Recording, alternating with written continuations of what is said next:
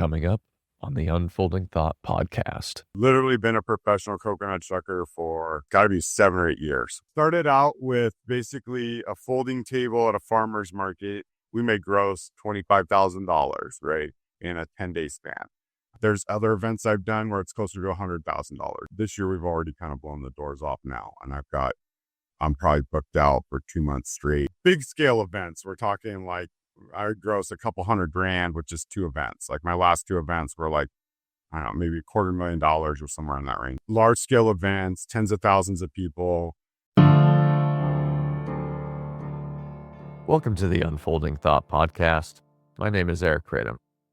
Today's guest is someone I've known and respected for a long time, an entrepreneur whose career path is anything but conventional.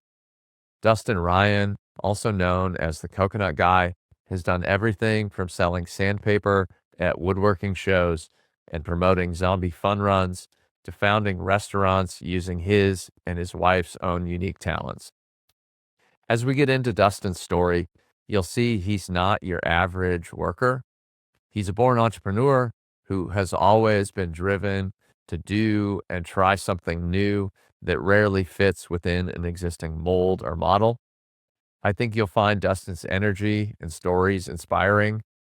So without further ado, now I bring you Dustin Ryan. Dustin, thank you for joining me. I'm really looking forward to this because we've known each other for so long and we've talked quite a bit over the years about our different journeys and what we're working on. So I appreciate you being here. And I'll just start with, would you mind telling me about yourself? Sure. Maybe I'll go back since we have known each other for probably at least a dozen years. Actually probably longer than that, man. It's been a long time. Maybe start with some of the younger stuff that you may not know. Just you're not bored to tears with my story. But, I would say, so for me, I grew up poor, not like, third world poor or anything. American poor is very different, but, McDonald's was a treat. And so definitely was raised in an environment with very little money, but a very rich environment, right? Like I think a lot of people that don't have a lot of money maybe have a more rich upbringing. So my dad's always like, we weren't poor. And I'm like, well, we were kind of poor. Like I remember getting 50 cents per hour digging stuff in the backyard. Like we were poor, but I'm grateful for that. That's not like something I'm working out with my therapist. I think it was something that I'm trying to replicate for my kids we're in a different income tax bracket than I was growing up way. I don't want them to do without, but I also really don't want them to not be hungry. If that makes sense. And so yeah, I did that. Kind of fast forward a bit. One of my formative jobs, I've had a job since I was 11 because we were poor. So if you wanted money, you had to go earn it. And so it wasn't like I worked for my parents. I had an actual paycheck. Granted, it was soccer reffing, but I literally had a paycheck and a real job since I was 11. And so my resume is heavily redacted at this point. I don't really need a resume of self-employed, but heavily redacted even on the LinkedIn because it's just too much to put. But one of my formative jobs, oddly, was selling sandpaper all across the United States. So I was brought in as a trade show rep. It ended up kind of being one of my first businesses by accident because it was like a 1099 situation. But essentially, this woodworking show would travel all over the U.S. and they would they had a major sponsor in 3M. And so 3M sandpaper, which is about the least sexy product at a woodworking show, literally the most boring thing, to the point that my demo was kind of like the sham wow guy. That was my job, but I had a microphone on, didn't know what I was doing. But actually was really good at it. So I would sell tens of thousands of dollars in a weekend of sandpaper. And I really think that the old road dogs some of these guys would do $250,000 and jigs or something in a weekend. Those guys sort of seeing a young guy trying hard because I was 18, 19 years old. you know, like they sort of like, you know, mentored me. Oh, we got a sale in the back. And like, you know, it's not really dishonest if you say that because somebody in the back probably is going to buy one. Right. But it was just, there's this like crowd selling mentality that like I learned so much and it really helped me become like a really good salesman. So I had that job. One another job that was pretty formative for me was a technology company, Lockheed Martin funded. It was like a software that tied in like the old way to book travel and orbits and stuff, because that was like new at the time. And so companies weren't able to like account for it and so I found myself at a very, very young age selling into Walmart, doing corporate sales and like really like high level business development that wasn't necessarily qualified for, but it was a nepotism hire because I had helped my best friend's dad move. And he was looking for some uncle, not dad, best friend's uncle move in San Francisco. And he was just like randomly was like, hey, you're a talker. I need some people in my boiler room. Essentially, it's kind of the offer, but I mean, made it more sophisticated than that. But yeah, I kind of went from that. And then my sales and kind of experiential marketing journey, sort of started off my entrepreneurial career and then really my marketing career. And that's where we met actually is towards the later stages of my like formal work for agencies marketing career. But all in, we're talking a quick fast forward through, 20 plus years of career. And it sort of, have been a self-employed entrepreneur ever since my 20s. And now you're old, known in some circles as the coconut guy, right? Yeah. And now I make a living with a machete selling nuts around the country. So go figure. I've literally been a professional coconut shucker for, I was thinking about the other, it's got to be 7 or 8 years. Something like that. It's crazy that's like been my full-time focus and how I fed my family for the last 7 or 8 years. What does the life or I guess work, what does the day-to-day of a coconut shucker, of the coconut guy look like? Yeah, my real fake job. Well, to explain that, it's probably easier to go into like a mini version of the origin story. So, started out with basically a folding table at a farmer's market and essentially like a beverage upgrade, sort of wanted to like change ambiance or one of these like pop-up tents. I was running about 50 mobile food stands a month at the time. And so this was really just a way to make one more popular. And then it was like my first exposure in an accidental business. So all that to say, it's been a journey. Right now, I'm still figuring it out. It's probably the longest I've ever spent, especially mentally, like trying to figure out a business model. I've always sort of like planned on doing a business, had an idea of what the business model was, but this business came at a really kind of like pivotal inflection point in my life. I mean, I became a dad 6 months into opening my first restaurant. And, my wife's like crying in the broom closet while she pumps breast milk. Like it was really, really, really hard. And, so I didn't really want to do this business. So I'll have to say like, it took me a long time to figure it out because it was an accidental business. And I found a lot of joy in maybe because I was having a hard time adjusting and the struggles we went through were very, if you want to talk about that, we can, but, we're very real and we're very hard. And I was a new dad and, my girls are 8 now. So it's kind of a big thing, but essentially my girls have never known me to not be, so actually I do know how long it's been. It's been 8.5 years because that's how old my eldest is. So she's never known her daddy when he wasn't, but I started doing it a little bit, but it's really been kind of like a full-time thing, more like 7.5 years, but I started doing it about 8.5. So today, fast forward, I will basically make most of my money part of the year. So I have a season, I call it. It's going to sound crazy, but I sort of liken it to like going on tour for a band. So I have found a niche in large community events. I mean, I started real humbly with an ice chest and like a folding table, and that took off into both doing spirits companies, so like liquor companies, like activation of the bars, but then also like larger community events. And so that, fast forward into being good at that and quitting all the restaurant pop-ups, and I go on tour. So it's a combination of both the spirits like activations. Like I'm going to be at a fancy resort in Napa for a business development meeting about maybe like a event series or what I would call residency. Sorry, I did do concerts for a living professionally. And so that's like the only way I know how to think about it, because there's no coconut shuckers online sharing their business plans or anything. But yeah, I essentially have a VW surf bus trailer and I sell tens of thousands of coconuts. If I go to like a small second tier, third tier fair, we may gross $25,000, right, in a 10-day span.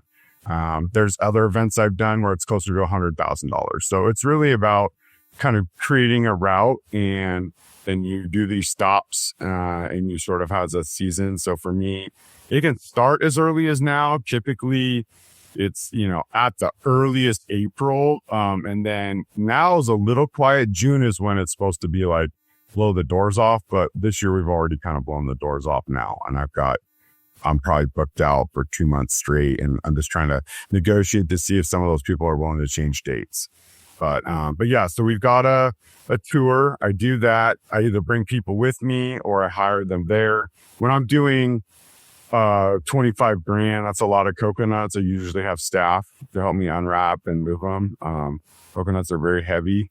It's like 200-pound ice chests, and I'm an old man, so I like to get a little help from the young bucks lifting them or teach them how to shuck coconuts. But yeah, I do a combination of sort of like activations, catering, even corporate events, but really the bulk of my money comes from the coconut circus at the fair.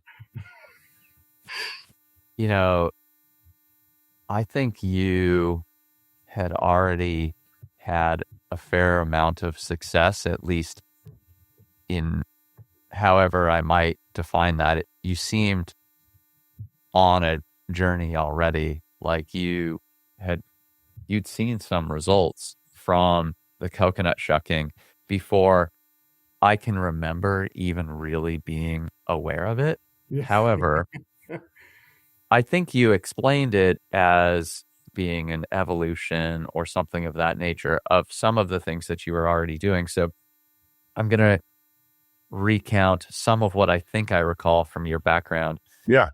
Around about the time that you and I met, or maybe even before that, you were hosting events like fun runs, themed runs, whatever, zombie runs or whatever else. And then you took a turn into the corporate world where we worked together. And where you fired me. Yes, we should. For anyone listening, in case you didn't catch that, I did fire Dustin, which I still feel terrible about. Any entrepreneur is not really scared of telling those stories, I think, once you reach a certain point. You're definitely it was designed different. I suspect for different reasons, perhaps. A learning experience, a long learning experience for both you and for me. But I can definitely say, well, you were the first person to fire me, Eric, so it's fine. Later in my career, much less frequently, but early on when I was young, I certainly got let go a couple of times, deservingly and undeservingly, truthfully. But sorry, I didn't mean to break in. I thought I'd make that joke. Yeah, go ahead. Well, thank you. Then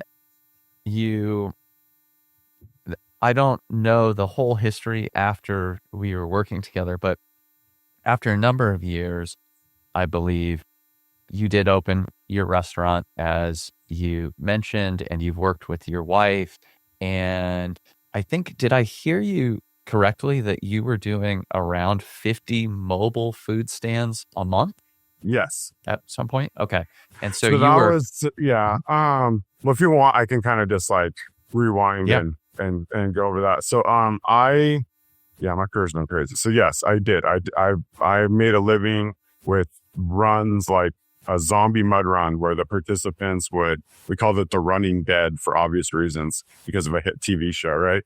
And it was big scale events. We're talking like I gross a couple $100,000, which is 2 events. Like my last 2 events were like, I don't know, maybe $250,000 or somewhere in that range. I forget. It's been so many years, but it was large scale events, tens of thousands of people.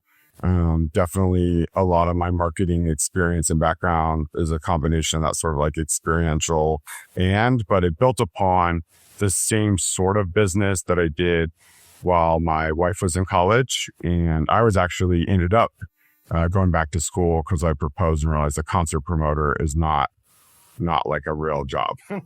like I was 25 and like didn't know what was cool as much as I used to. And so I figured that had a shelf life.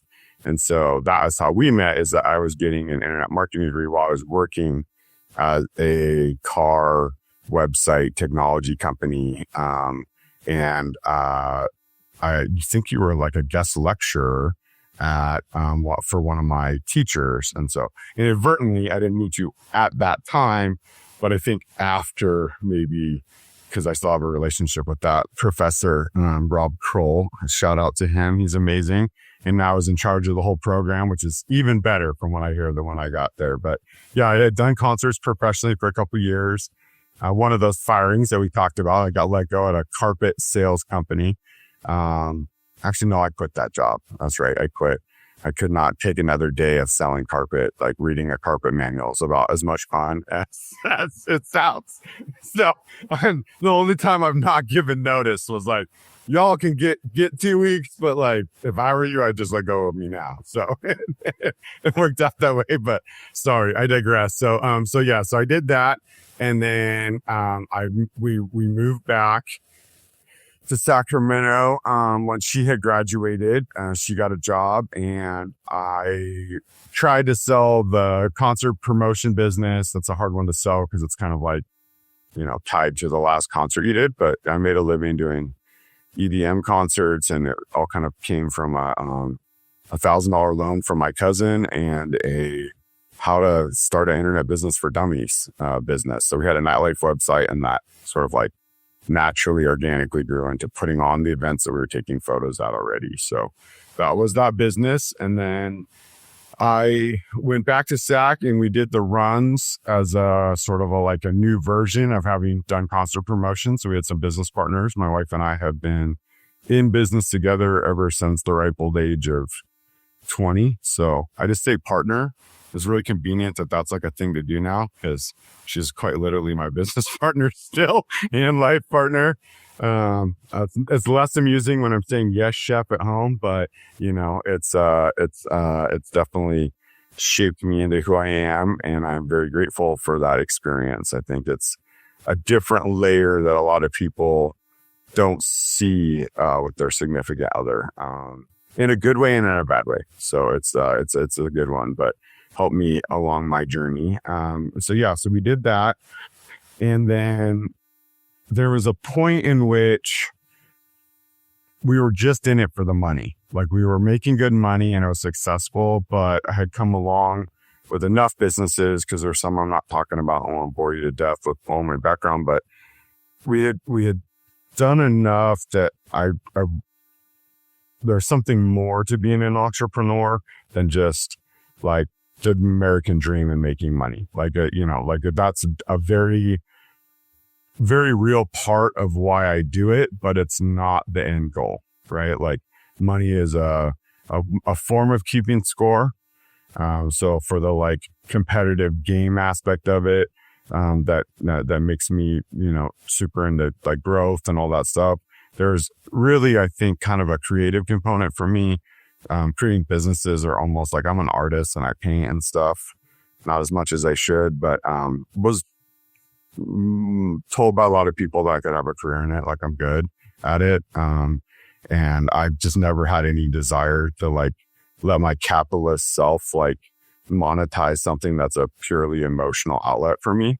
And so business kind of became that a little bit for me, as weird as that sounds.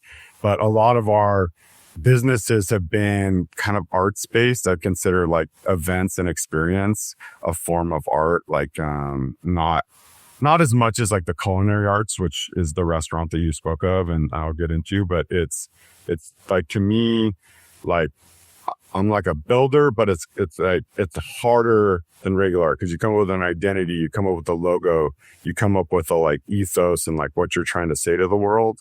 But then you also have to make it make money. And so that's like, you get to grow this thing off of a like napkin drawing, right, into like a real thing that like creates jobs and like employs people. And that's the like part that I like. So like that founder part, which is arguably the most stressful and shittiest part, is also like, sorry, I don't know if we're allowed to cuss on this, but like truly is like a shitty part in ways, is like my favorite part. Like I love that. Once it gets to be maintenance, like it's definitely better for our mental health. And I've learned, always still learning to be a better manager, and so that employees can run stuff. And I'm not in the part that makes me bored and makes me look for something shiny and new to start. But yeah, so we had basically just decided, and it was ushered along a little bit because my mom went through breast cancer and my dad at the same time had hip surgery. And so I was about to start another business and I wasn't really sure what that was going to be. I just knew that I couldn't do it for just the money anymore, with the runs. And so I, even though it was a really fun business, like I'm not a runner. I used to be, skinny and on track, but I'm not, that's not my like hobby. Right. Like, and so I didn't want to do it for the money, but I didn't know what I was going to do. And so being able to take care of my parents for a year really helped me like figure out what I wanted to do. And so my wife continued working during that time. We were fortunate enough that we had enough, saved that I could kind of take that like life sabbatical and figure out what was next. And I believe that I think I got into, because I did the runs and then we met, I think I got into marketing again. So I just took a job because I didn't know what project I wanted to start. And so through a friend, started working again in marketing and at some boutique agencies. And then we met, and y'all, like Grizzard, flew me out to Glendale.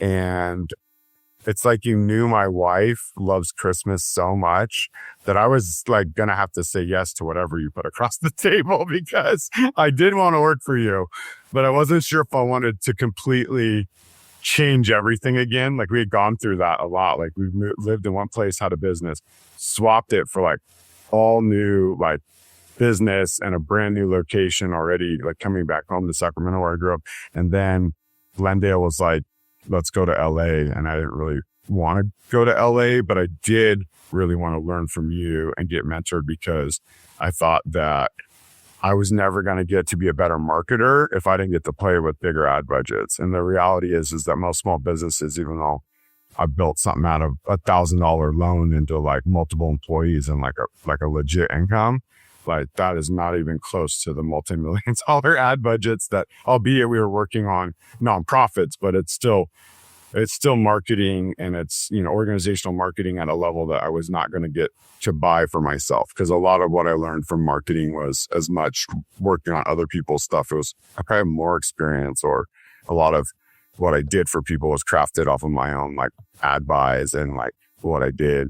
I'm an elder millennial. So a lot of that social media stuff like kind of came out as I was young, and I just sort of like naturally turned that into like business promotions and stuff for the nightlife thing. So that's how we met. And then I'm so slowly getting there. I'm sorry, but we did start a restaurant. So, we can talk about our experience if you want or not, but we worked, and I am very grateful for that. And I basically was deciding on if I wanted to take a job for it was a nonprofit, but it was like events and entrepreneurship and throwing events for entrepreneurs. And so I had no doubt that besides an amazing 6-figure income, which was much more than I had been making at the previous employment, both of our former employer was not as generous as other marketing agencies, right? Or whatever.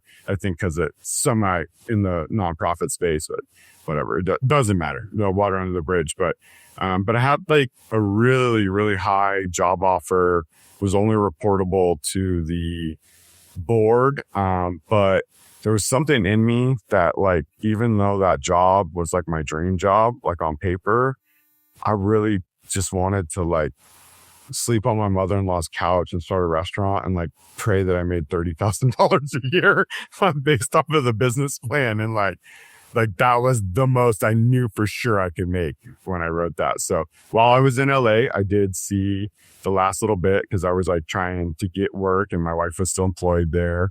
And so I was looking at it and was deciding on that. And on a whim, we went home to visit her mom and saw this open space in Davis for a restaurant and thought about the poke restaurant that was down the street from my wife's work. And well, actually, I guess down the street from our work and Glendale. And we thought that would work because we had always talked about it. Restaurants were always something as foodies we were interested in, but we had no experience. So it was just sort of like a random fortuitous trip that turned into a permanent stay. And I'm still owner operator of that restaurant. And we've been on the Food Network and all kinds of stuff. So Thank you.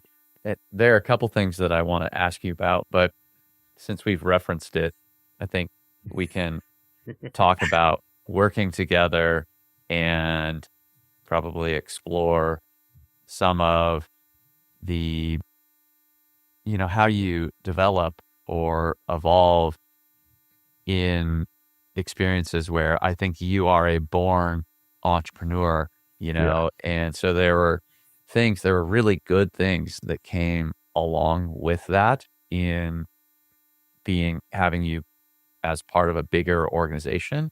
And then there are also those things like, at what point have you quote unquote learned enough that you can learn from big business or any number of other things. But so the story there for everyone is that we were connected. I was looking to build a small team. And so Dustin was someone that if I could get Dustin, I wanted Dustin on my team, basically. And so I don't recall all of the details, but thinking back on it, some of this must have been what was in my head. So you didn't have the industry experience because, like you were saying, I was newly gaining it. I think I was basically the right-hand guy for a boutique agency. So I had not worked at large agencies. I had done enough marketing stuff because I started my career so early that I had marketing experience and a degree and, internet specialist stuff. I think you were looking for somebody who was a little bit more code based and I knew enough, but it was a weird position that you were hiring for. I don't think it was like, I think even at the time, I remember you saying, I'm not sure if this is like the right fit, but I do want you on my team. And it was fine. I had enough experience with it. It was sort of like an in-between coder / internet strategist / like account manager support. ECRM specialist is not something I've ever seen on anyone else's resume. So I don't really know if it existed anywhere outside of Grizzard. Probably not. But yeah, it was a small team, and I think that was it. So, I said Christmas, and that's part of why it affected us getting there is because there's the Glendale Galleria is like a mall amongst malls. I think the highest grossing Apple store in the country, if I recall. It's probably not changed. My wife did some behind the scenes government, whatever program that said that. But yeah, there's a moment that I remember specifically where we had a conversation about, I don't know if this is for you, man, but I think we can make this work. And then looking up and there's fake snow coming down off of the Galleria top. And it is like a magical wonderland with Santa and like all this stuff. But we're in the middle of LA, right? Like it's not. But yeah, that, it was flattering. You guys flew me out. It was, gave me the offer, got the interview with Glenn, probably. I forget who I interviewed with, but I assume Glenn, or maybe just you, or maybe it was just like a foregone thing. I forget. But Yeah, I do remember that there was real sort of consideration of, are we hiring the right person? You know, oh, what are the alternatives, sort of? yeah, And, maybe it wasn't with me in the room. you know, so I don't recall who you interviewed with exactly, but, you know, at the time, I was going through a multi-year process myself of learning to be a manager, Mm, and any version of that word or related words that you might put to that, you know, leader or mentor or whatever you want to group all together. I'm just going to call manager right now. mm, And, you know, I can think of the one sort of longer experience of, you know, the tension that you have around something's not working, but sometimes when you have that tension, it's not because you're on a path to, well, you're not gonna work here anymore. Sometimes it's because you're doing the right work, you know, and, mm. like, you're pushing against the same sort of things that as an entrepreneur, you teeter on the edge often Yeah, of, like, one bad month and this business could be gone, right? Or that 100%. sort of thing, and so there was a long drawn out sort of tension, and, that's not to say that it was all like, "This isn't working," but rather, as a manager, I was evolving through that, and then I can also remember one conversation that I'm gonna bring up in large part because I think it's illustrative of a an opportunity to develop both as an entrepreneur or as someone who's just a more creative, out of the box thinker, and also for someone who the decisions that you make affect people's livelihoods, you know, their Mhm. careers, their happiness, you know, as they say, people don't quit jobs, they quit managers, sort of things. And like I was learning that. I remember one time we were talking about some direction for a client. I forget exactly what it was. And you kept pushing on like, well, we really need to do this or that. And for some reason it wasn't in the budget or it wasn't in the grander plan. Mhm. And I don't even really remember how I was handling it, but that I didn't know what else to say other than to exert power, basically, Right. right? Like to exert force and basically say, my job is as the strategist, your job is to get the thing done or whatever. And it embarrasses me, but that uh, I did that. But I bring it up because, you know, when you have a choice between exerting power over someone in any relationship. It could be a friendship relationship, it could be with your spouse, it could be anything, versus coming to agreement, you know, helping the other person in dialogue come to see that we both want to go to the same place, right? Right. Like you should do your best to come to alignment rather than to just say it's my way or the highway sort of thing. And there was this experience that, you know, as part of our experience together, I remember this one time um, and that one conversation, but I also bring it up in part because I suspect being more of a free thinker, you know, and somebody who had previously you lived or died based on not just did you have the idea, but probably even more so, did you go and do anything about it? Yeah. And, you know, running your own business, there most of the time people are just going to wait for you to go and find the potential business partner before they're willing to work with them, or to go and find the sales opportunity before they're willing to work on it, or any number of other things. And I think you were pushing on whatever this idea was that to me was clearly not in scope or didn't make sense or whatever. And, um, and I suspect that whether you remember this conversation or I not, don't that know. even just as an example of, you know, for someone who's listening to this who maybe is struggling in their career, like nobody Mhm. listens to me, or I have all these ideas and my business is going the wrong direction or whatever, I'm part of a bigger business that's going the wrong direction. Like, you might take it as a sign. If Yeah. you Oh, it's always a have huge the sign. idea and people aren't listening to you or whatever, it might be a sign. I'm not saying it always is, but it might be a sign that you need to take those ideas and take the ADHD mind or whatever it is. And if you're willing to act upon it, and if you're willing to take the risk, maybe take that experience of your manager saying, I'm the strategist and your job is to execute, or however it was that I phrased this, maybe take that as a sign of maybe I can do it on my own. Yeah. Well, it's interesting you bring it up because I don't remember the conversation, but it's a great segue into how I felt at the time.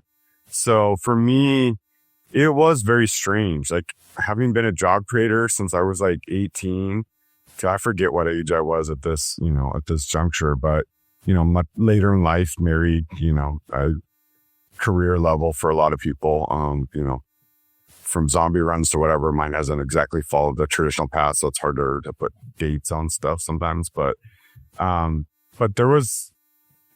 didn't feel like I was putting on airs by this, but I really felt like I had something in common with C-level management in terms of like how I thought.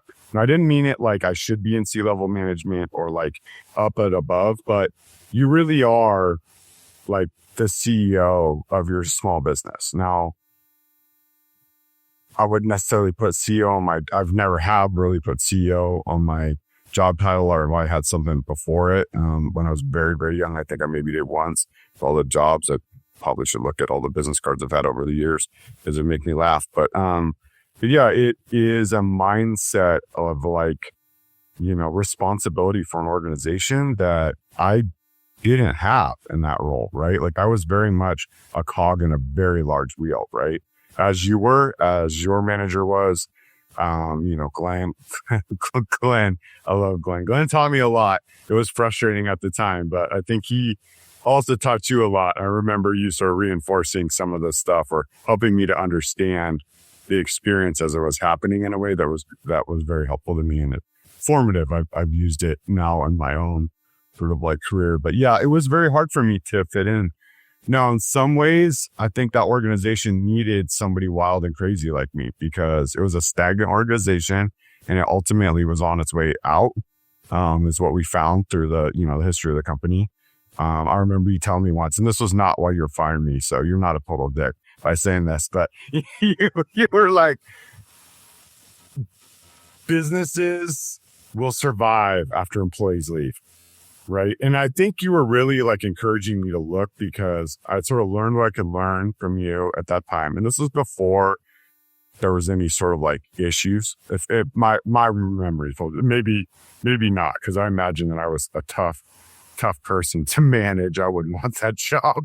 But I remember that. And I remembered it because especially as an employer, and like now my teams are much bigger and I've found my right size of employees that doesn't drive me crazy because I have limitations as a manager, great leader, but in terms of management, that is a skill set and it's separate from leadership. And you don't always know that when you're first starting out. But yeah, it was hard to do that. Grizzard needed it because it was like transitioning from like direct mail into direct mail plus digital, but they didn't really value digital. And so I think you were probably trying to find a fit because I was probably a pain in the ass to like take skills. Like obviously he's got skills, but it doesn't quite fit in the box. But once I got on as like sort of like an entrepreneur is what I would call it, even though that wasn't formally discussed. But essentially every brand new digital project was my problem and I was responsible for it. And they did not give me the support I needed to get it done because I had no authority over the people, but I still had the deadline and was answerable to a VP. So Glenn, bless his heart, taught us the wonderful skill of go back there and you ask them the date and time in which they will know when they can tell you the date and time it's going to be delivered. And then come back to me if that doesn't happen and I can talk to their manager or whatever it was. It's like this, find a way under, over, but you're never going to be stopped by the wall attitude that I was not familiar with, having not been in the, multitude of ranks at a company that size. I mean, we're not talking a huge business. That was 30 million, 50 million a year, I think. So relatively small. I think it got a mention on Omnicom's website just because it did nonprofit related marketing work. But, that's, for those of you that don't know, that's like the second largest holding company in the world, or first, maybe, I don't forget what size, but it's one of the two biggest ones that owns all the agencies that do all the biggest brands. So there's a couple of companies that kind of own everything, and they're one of them. But yeah, it was an very interesting, very good thing. It says a lot that I was basically like what I got a lot of things out of that. And I got a lot out of our working relationship. And I knew I wasn't the greatest fit, and I didn't kick it personally. Like, it was hard because I hadn't been fired in a long time. Like, most of the times I've been fired when I was younger and, going on a journey or whatever. But it was good for me because I realized I didn't want that job that I was offered. That was like 6 figures and like, sort of like I could have taken it out of a like, see, I am worth it, right? Like way. And that probably helped ease the blow a little bit, truthfully. But I knew very early on, and I was very miserable at that job because I'm just not a cog in a wheel. I need to be the master of my own destiny. And the fact that we would be in meetings and people would be like in the same meetings with us all day, and you're like, bring your laptop. You got to get work done because they won't give you time to work. And by the end of the day, I've been with the same people and they're asking me if I've done work from earlier in the day. And I'm like, we've been in the same 8 meetings together. Like, get the fuck out of here, right? Like, there's no, when was I supposed to do it? Like, I'm sorry, but like, I was more professional. You guys are all going to think I got fired for cause real easy, but it really was like, I was very professional about it. But I mean, I was there at like 6 a.m. and like leaving too late. And it's like, because there's never enough hours in a day. And like, I haven't even read the whole book, but like, I'd recommend the 5-minute, mastering a 5-minute meeting book or whatever. I think you told me about that thing, because like, you really can't bog down an organization and like shut people down. But yeah, it's not just me. Every entrepreneur, there's like, so I listen a lot to a podcast called How I Built This, and with Guy Raz, and he essentially like interviews extremely prolific entrepreneurs. So big companies and everything from, I think the first one I did was like Dave's Killer Bread was the first one I listened to, but we're talking like the Oprahs of the world, right? There's probably even an episode on her. I'm not sure, but just a who's who, amazing. Some of the sharks from Shark Tank, all that. And one of the things over years of listening to that I've noticed that is a common thread among entrepreneurs is possibly bad at school or just mediocre because they didn't fit in, like you're talking about, right? And then so not very successful at school. Sometimes that's not the case, but there's, generally speaking, struggled in school and then also struggled in work until they became their own boss. And so I think also there's, you mentioned ADD. I definitely have ADD. There's also, I hear that. Maybe I pick up on that because that's my paradigm, but I want to say that my wife, who is like a amazing, walking, talking example of 7 habits of highly effective people. Like, I'm pretty sure she also like has mentioned to me that that's like one of the things she heard and like kind of like made it a little easier to deal with my, if that's the ADD spouse or whatever, because she has attributed that. I'd have to look it up, but I think that those things kind of go hand in hand, right? And so when I was in that position, and I won national awards, right? Like, I was invited to like under 40, and we beat all the biggest ad agencies, and I was one of the speakers. So it wasn't like I was bad at the job, but I probably wasn't great at the job that I was hired for, not what it turned into. And so on paper, like, I did that fine. I don't think I was like horrible. I don't think I was great. I definitely sucked at office politics, like huge.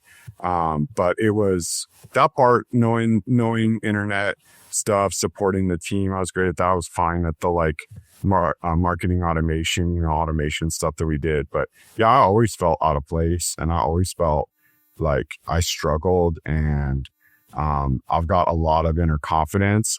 So, I'm sure some of my ideas that people rolled eyes at, like, it didn't really faze me, but it there is there I think I've heard some really successful like CEOs talk about, if everything's going right and there's harmony in the office, then you're not doing the testing right, right? Like if you're doing testing for a software and you're like, everything is like not failing, you're failing, because you're not challenging yourself enough. You're not doing the right tests. And I think that that's the case with some organizations. And I would argue my tenure there was a little bit of that they needed a little bit of challenging. Now, was I the right guy? Should I have been on upper management? Probably not. But they needed somebody like me and to embrace that. And I think ultimately they tried to, but it was too late. If we want to go back to the history of it, like they got absorbed by a sister company, because that specific branch, which was bigger than the sister company or equal to, fast forward 5-7 years, it failed. Well, it's because they didn't put value in the internet. They were a direct mail company that refused to evolve quickly enough. So I wasn't my product ideas, but I helped launch some of those ideas that could have saved them. And had they taken, myself or somebody who came into my role, more likely, because I'm sure I would have like quit for something at around the time that I was on that, like that was about the amount of time that I could spend somewhere and not want to do something new or start my own thing, to be honest. But I was going to give it longer. I had a lot of respect for you. And I was still learning, even though it was sort of petering out. But yeah, it was a good experience for me, because it was like, that's not for me. I can't do that. An office environment is like killing me. Something that has been a good portion of your career, I think even when you have worked for other people, is creating your own opportunities. Like I suspect that with the sales jobs that you had, there was a lot of like, if you don't work today, you don't eat. Oh yeah. So I laugh because one of my best friends, he's an entrepreneur now. So maybe there's definitely something to it.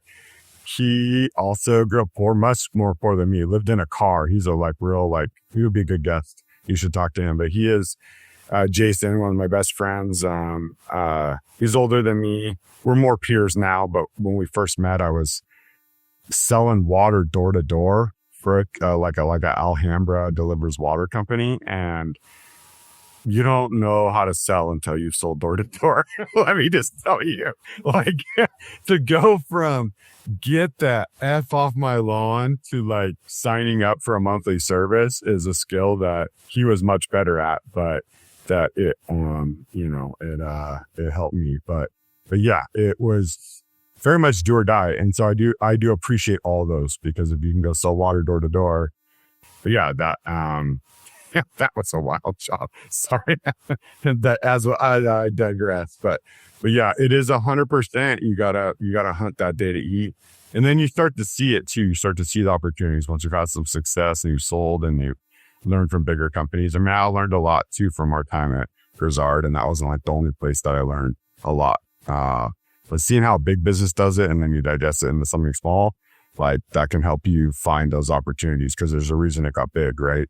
Like I was saying, that if you don't work that day, or however it was that I phrased it, you don't eat. I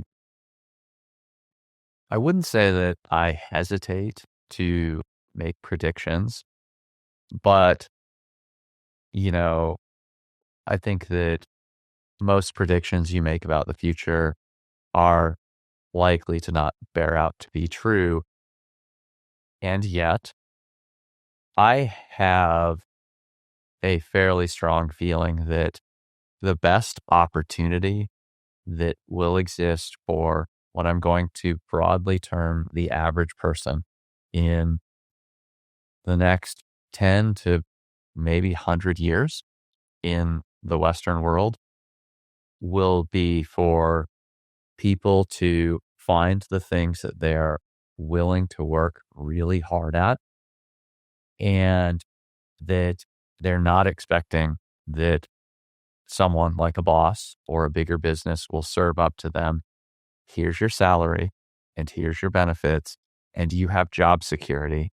And now we're just going to tell you what to do. And you just keep doing that and you will continue to have job security. I feel like in particular with artificial intelligence, but a lot of stuff that is tangential to that, that, you have a restaurant, for example, and there are many ways in which it's easier to protect your restaurant from artificial intelligence, because there's an in-person experience, there's physical labor. The cost of the robots isn't going to replace people in my lifetime for the size of restaurant I have. It will.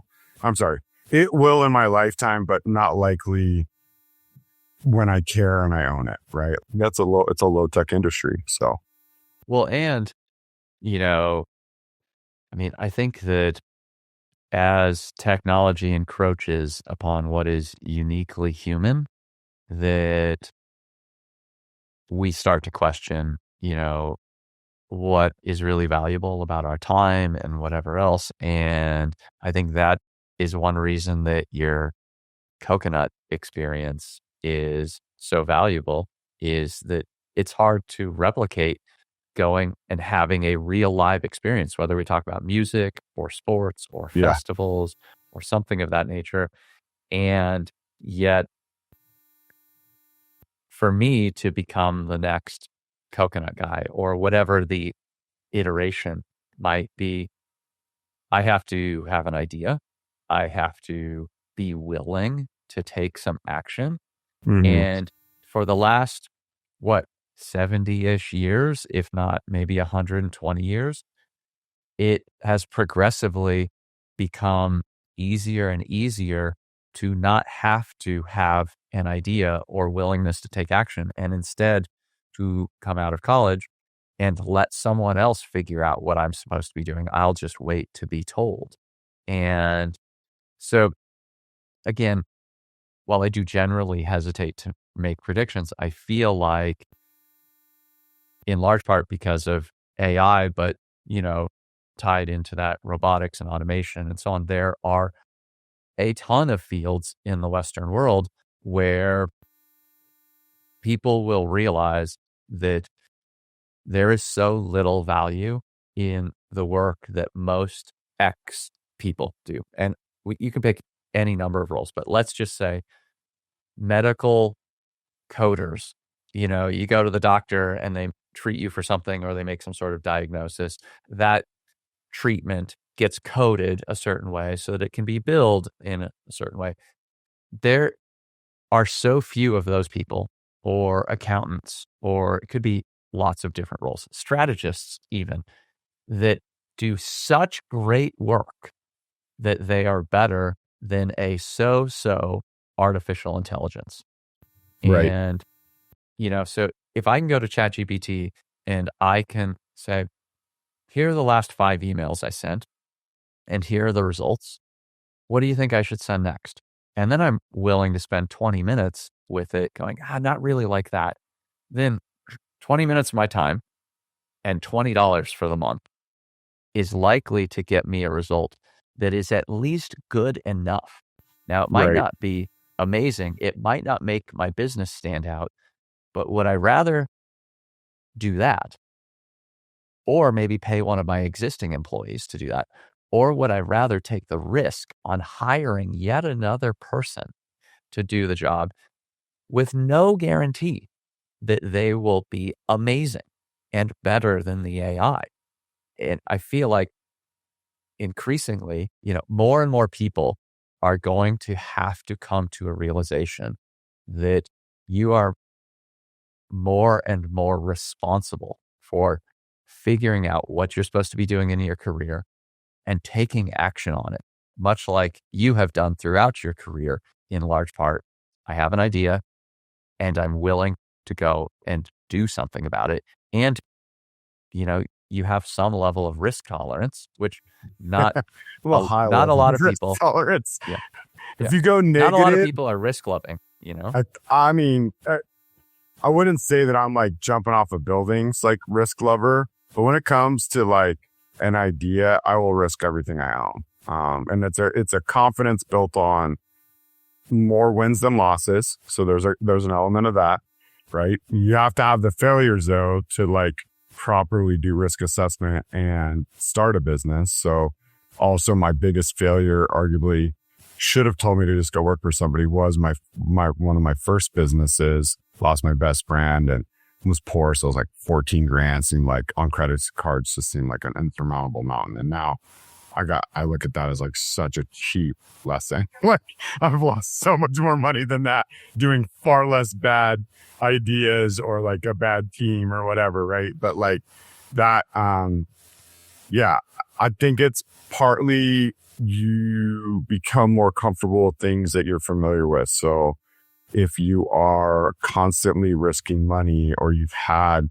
bad experiences as a like entrepreneur where you have to borrow a little bit of money from somebody that it's close to you to like make payroll and pay them back 2 days later so that your employees don't realize that you were like broke. And maybe you're not broke, maybe you're just bad at cash flow management, whatever. But like it's a different mindset. I would argue that the feeling on the outside, but you're inside an organization leads a lot of entrepreneurs there. So like I wouldn't give myself a high five for taking a risk. It's like I'm just born different and like I need to do that. Right. Like, are there times when I wish I was in an office or I would have taken that office job? Absolutely. Right. Like I touched on earlier, like it was a very hard experience to open a restaurant for two people that didn't know what they were doing. We had to find $130,000 6 weeks before we opened, or we were going to be out of business before we even started. So I figured out a payment plan. I had put money in a business plan to like do it, but I had an experienced contractor who told me the whole time that it was awesome and on budget. And he really just hadn't done the math. So he tells me he's on 30 grand. I'm like, well, we're going to have to make payments, right? And I found actually that amount of money and I still had to make payments. But that's a huge stressor. And then you go into that to, I'm going to learn how to be a dad and like strap my kid to my chest while I like do dishes. And my wife is an absolute wreck, even though she's Wonder Woman and holding this place together, to building up and had just like being successful enough that we were able to like basically sell twice as good as anyone else, our like footprint size, to the point where we were able to maintain that like expensive debt that was incurred from the very beginning. And so like that was the only thing that saved us is we just outsold. We outsold and we out hustled. And so a portion of my desire to turn, one farmer's market stand into 50 stands a month was like out of desperation. And I've essentially created like two businesses in one.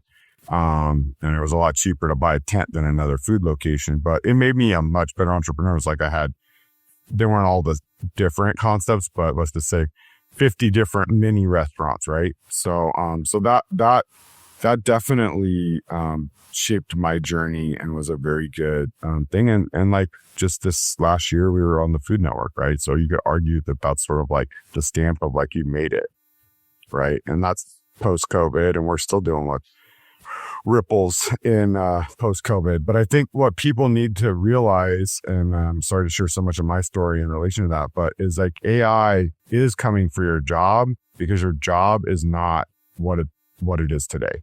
So you have a responsibility to figure out your own career, but you also have a responsibility right now. We are at such a major inflection point. I mean, this is like, I would say you could liken this to like electricity. Like it's that big of a deal. And like, you can like, laugh it off. Like I definitely like think of like, I'm a nerd. So I think of like Terminator and Skynet and like, but there's a little bit of truth in like, in that fear, even though that's like not a real fear. But like actually James Reed, who we both worked with, did a post about how his AI prayed for him or was like talking about sort of like using Christian church speak, because he's a Christian guy and he uses it sometimes to look up stuff for like his Bible study, whatever. And so like he's having an interaction with a like non-sentient being, but like it's a very human interaction, right? Like it's a very human interaction with an algorithm based like form of intelligence that we're just not like ready for. Like my kids grew up, because I'm a technologist despite being a low tech coconut shucker. And so I do stuff like Google Voice all through my house. And this predates AI. But I remember them learning how to talk at the same time that I had Google. And so they have a personal relationship with Google. They get mad at Google and they like have assigned a personality, and they love Google when Google does what they want. But they so quickly learn the commands to do that I can't help but look at that moment in my life and think, what are their kids and what is their careers going to look like? Because they're going to have a relationship. These like agencies that do like agents for AI, like it really is like, even me and my job, like I'm doing some reporting right now for a spirits company, and I'm like, this is an AI thing. I got to like figure out how to do this AI faster and better than I have. I've done a lot of listening to like thought leaders on it, but like I really got to buckle down and put in the hours. Even though I have zero interest in going back into the marketing agency world, like it is relevant to me, and it's especially hyper relevant to me because I ended up as a accidental influencer through this coconut shenanigans that I do, right? Like this business, there's a component of it that is influencer driven. And my success, if you really wanted to deep dive, I don't know what kind of time we got, but like my success in that, it took me a long time to realize. I'm just now realizing 8 years later why it works so good, right? It's not because I'm that charming. What I realized is that this coconut business, like shucking with the machete and selling water at a farmer's market, the reason people loved it is that there was an emotional resonance to what I did. Like it's there, that emotion is what I somehow tapped into, because it's not an emotion for a vacation, but it's a bunch of emotions that have sort of like burn those memories. And the number of stories in the thousands, I mean, I've done over 500,000 coconuts at this point, right? And I talk to every single person that I'm selling that coconut to. Those are all personally hand delivered by me. And I could tell you that I've heard the same story many times of, I was in Hawaii, or I was, you know what I mean? Like that is a part of it. And that is the emotion, because it is an experience that's going to keep that emotional resonance. You know, influencers, these things that are uniquely human, like there's some part of you need a human to direct it, and we need a safeguard against just letting them free. Like you're going to have to figure out as an employee how your job will become redundant, what aspects of it, and it'll evolve. I think the best way to think of it is you have this amazing power now to put all this knowledge to work for you, and this like ability to calculate and all that.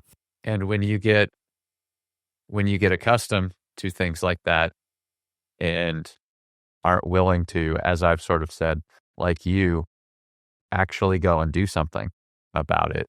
I have an idea, or I have a thought in the back of my head, and you don't take the time to do something about it, then you become less valuable than the AI by itself, because at least the AI, the return on investment becomes so much more obvious, and it's only going to improve over time because it's gone so fast in like the 2 years I personally interacted with it that it blows my mind. And I'm sure it's faster for people like yourself who are probably more thick in it, right? There's a lot for us to keep going on. However, we are very close to time. So one thing that I want to encourage people to do is to go and check you out, because I think it's really interesting to have so many people around the world who have, you know, successful businesses, or they have some level of influence in the type of influencer is what I mean at the moment. I don't mean influence in terms of politics or whatever else. Yeah. But I think it's really interesting that you can have people who are in certain crowds, they're a celebrity, right? Or it is bizarre. Yeah. And then you can have people who, whether they could be considered a celebrity or not, There are so many people out there who are able to run their own business or do whatever it is that they do, and they can care for their families, or they can make money and then they give back to the community. And you just never hear about all these people. And because, you as the coconut guy would otherwise be outside of my circle, so to speak.